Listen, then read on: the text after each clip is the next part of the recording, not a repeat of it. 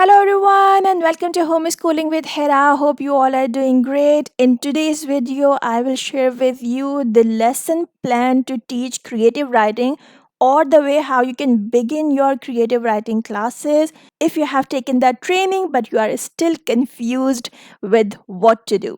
Okay, so if you are a trained teacher or if you are learning by my videos, please watch this video to the end because it will help you a lot in bringing clarity to your mind and to plan your lessons for any age group. Okay, let's dive in. The first thing that I'm sharing with you is the agenda. What will you see here or learn in this video? That how do I begin my classes? Okay, what to teach at which level, how to make the lesson plan, and what should the length of the course be. This is another very important question, that what should be the length of the course. And another frequently asked question is what should be the fee of the course, what should we charge for creative writing classes. So there it solely depend on where you are selling your services. If you are giving the classes globally, uh, for say if you are giving classes to the UK or US students, you can charge $10 per session. But if you are somewhere in India and Pakistan, so you need to consider the purchasing power of your area or the people who you are selling your stuff, and also the demand of this course in market. Okay, and then you can fix a good price for this course. So I can't help you with this with any exact number, but I can help you with all these questions. And for this, let's check this out. Okay, there is one thing to remember, that this is just a sample. Okay, it's not any hard and fast rule that you have to follow this. So let's find out the answer to our first question, which was how to begin the classes. Now, if you are offering a creative writing badge or a creative writing course, how you should go for this? Always begin with VCOP elements. If you are a trained creative writing teacher, so I hope that you know what is VCOP. Otherwise, I'll just quickly tell you that V for vocabulary, C for connectives, O for openers, and P for punctuation. These are the four basic things that you need to teach your children, no matter at which level they are, whether they are kindergartners, whether they are seventh or eighth graders. Okay. So, whenever you are beginning your course, you have to focus on these four elements. How to do this, you will see in the next slides. But after VCOP, go for sentences. Just keep this in mind that I am telling you a basic plan which will work for kindergartner, first, second graders, and even if higher grade students are coming, begin with this thing. So it will be a simple but powerful start, and then you can just continue with your lesson plan that I will be sharing with you in a few minutes. Okay. So after VCOP, sentences should be taught. Picture description will come after sentences. Show don't tell is a writing technique that you need to tell them. Character description, retelling of stories before asking them to make their stories. You can go for retelling of stories. They have to retell and then write those stories. Here you can give many different activities just by retelling of stories. For example, if you are working on a story, The Boy Who Cried Wolf, so you can ask your kids to keep the story same but change the characters. Instead of wolf and boy and the villagers, just bring a turtle or a tiger hair or something like this. Okay, so they will be retelling their stories but with a little tweak. Okay, later you can go for short story writing, and with all these things you can give them age appropriate language techniques. Okay, with language techniques I mean onomatopoeia, alliteration, personification. These are the language techniques and some more that you can teach your kids, right? So this is just a sample, but now let me tell you that how you will start your classes. Okay, so if you are talking about VCOP and the V of VCOP, which is vocabulary, you can begin your classes by giving them new words or collecting the new words with them from stories, from their textbook, but you have to build their vocabulary. If you have been a part of my trainings, I have given you so many techniques on this topic, that how to build vocabulary. After introducing this thing that we are talking about different words or new words, you will go for memorization of those words with the help of games. And I'm pretty sure that you have got many games now. If not, so please check in the description box. You will find some vocabulary games there as well. However, in the paid creative writing classes, I have taught you this thing as well. And at the end, you will go for writing. Ask them to use these words, whatever words you have been discussing in the class, in their sentences. Now you have to begin with collecting vocabulary, but this vocabulary has to be used in the sentences, otherwise it's of no use. So with the vocabulary side by side, you are asking them to write sentences. To write sentences, you have these two devices. It is called the sentence maker hand or the alien hand because it has six fingers, and this one is the normal hand, and this is called the sentence checker hand. In the sentence maker hand, you can see we have written some words: who, what, when, where, how, why. These are the 5 questions. If children start answering these questions in their sentences, they can write longer sentences easily, up to 20 or 20 plus words, if you ask them to add adjectives to their sentences. Okay. Sentence checker hand is check for capitals, check for spaces, spelling, does your sentence make sense, and the boundary punctuation. Here you can simply make the boundary punctuations that are full stop, question mark, and exclamation mark. So these two hands should be with them while they are writing sentences. And when they are writing these sentences, the vocabulary element should be there in these sentences. Okay, so you are practicing vocabulary in sentences. For example, let me give you a quick example of a long sentence. Milo drank milk from his pot in the afternoon, sitting on his couch greedily because he was hungry. So the answer to who is Milo. Drank is what did he do? He drank milk from his pot when? In the afternoon. Where? Sitting on his couch. How? Greedily. Why? Because he was hungry. So 1, 2, 3, 4, 5, and 6. Milo is who? Okay. So this is how you can help them to write longer sentences. In every sentence, it's not possible to answer all these questions, but if it makes sense, let them make sentences. Okay. Also check for the boundary punctuation, which is a full stop here because this is a simple sentence. Now you can continue this exercise along with the vocabulary exercises either for 2 weeks or for a month. It depends on your course time. Okay. So if, for example, if you have done this for a month, the next thing that you will teach them will be the O of VCOP. Why O?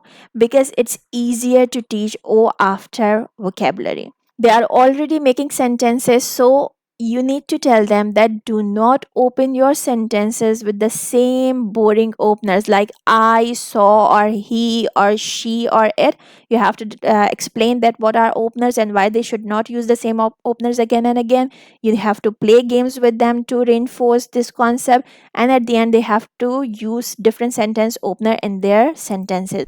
But to do this, what you can do, you can give them the example of from the same sentence hand, that instead of using who at the beginning always, you can begin your sentence with where.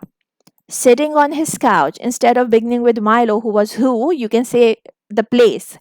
Sitting on his couch, Milo drank. And then you can also begin your sentence with the fronted adverbial. Don't give this word to them if this is new to them, but you can simply say when. You can begin with your sentence with when. In the afternoon, Milo drank. Okay, so this has become a time phrase here. Then you can also start with the reason. Instead of because, it's always good to use since. So you can teach this vocabulary to them that if you want to begin with the why part, try using since. Since Milo was hungry, he drank milk greedily in the afternoon while sitting on his couch. So now look at this. You are giving them different ideas to open sentences, and this is what we need to do. If your kids are older, you can give them variety of sentence opener that I have taught you in my trainings. Okay. Now let's talk about the connectors, the C of VCOP. Similarly, you have to explain them the connectors. First, teach them, then play games and have them write sentences. The connectors that you should use at the beginning are and, but, so, or, because, when, while. These are the basic connectors that you can give to your kids. Later you can just come up with phrases and the other conjunctions as well. Moving on to punctuations. Punctuation is the thing that is with us since the very beginning. This is the P of VCOP. You have to introduce different punctuation to them according to their age and grade level. Okay. Now the second question is what to teach at which level. So they're all, no matter your student is a kindergartner, a first, second, third, fifth, or a 10th grader, you have to start with VCOP because unfortunately, our kids lack in vocabulary, smooth transitions between sentences and paragraph, different sentence openers, and they also don't know some advanced punctuations like semicolons or hyphens or ellipses. Okay, so you have to begin with VCOP elements, but obviously the way you will teach kindergartners will be different than the way you teach a fifth grader. So you have to take care of the age of your kids, of your students. However, the starting point will be the VCOP for everyone. Now the next thing is how to make your lesson plan. Now look at this. When you are offering a course, for example, you are just making your flyer and you want to tell your audience that what you will be teaching, choose your writing styles yourself. For example, if you want to teach in that course narratives, write that we will teach short story writing, we will teach personal narratives, we will teach imaginative narratives. If you want to teach narratives along with informative writing, so you can add in your flyer that we will teach short stories, imaginative narratives, personal narratives, and how to writing, or maybe report writing. They come under informative writing. And if you want to go for a bigger course, then you can also add persuasive. Or suppose you are giving this course to higher level students who don't want to go for narrative, so you can keep informative and persuasive in your flyer.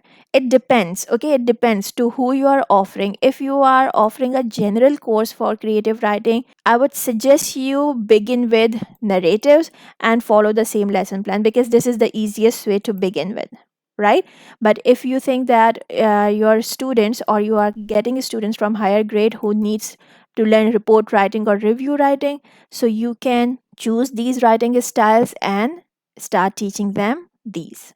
Okay. The next thing will be what should be the length of the course. Now you will get some more idea about this thing, that what you should teach. Okay. So depending on the things that you have selected for your course, for example, you have selected VCOP plus narratives. You can have a 3-month course. But in narratives, then you can just go for short story writing. Or you can have personal or imaginary. It's up to you, okay, how you want to keep it. But the main focus here should be VCOP, and you can say that this is level 1 where we teach VCOP in detail and then we'll go for narratives. You can also have a 6-month course, okay, where you will teach VCOP, where you will teach narratives, and then you can add some writing style from informative, for example, how to writing or teachers writing, or you can also add report writing here. It's up to you what you want to add. Okay, so just divide your time accordingly, that I will give one complete month to VCOP where I'll focus more on vocabulary, and then you can go for sentences where you can teach COP and begin your narratives. Okay, you can also go for an 8-month course or 9-month course where you can teach VCOP, narratives, informative, persuasive. And informative, as I told you, there are different categories that you can mention here. In persuasive, you also have different categories like review writing, opinion writing, letter writing.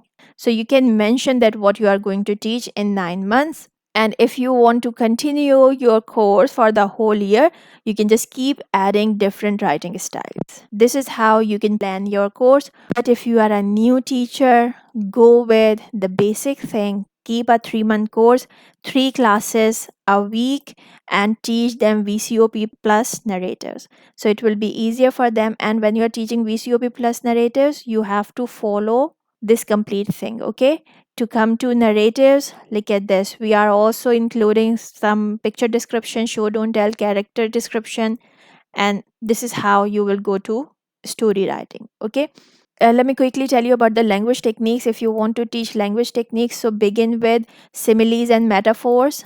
Okay, will come first, metaphor will come second.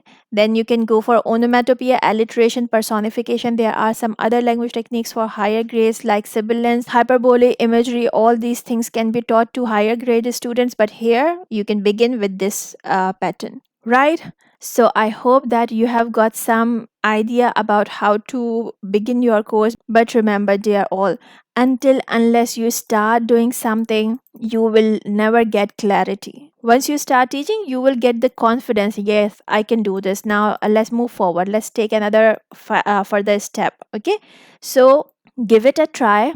I'm here to help you. If you need any suggestions, if you need any help, ping me, write a comment in the comments box. And this is all for today's video. I'll see you soon with something new.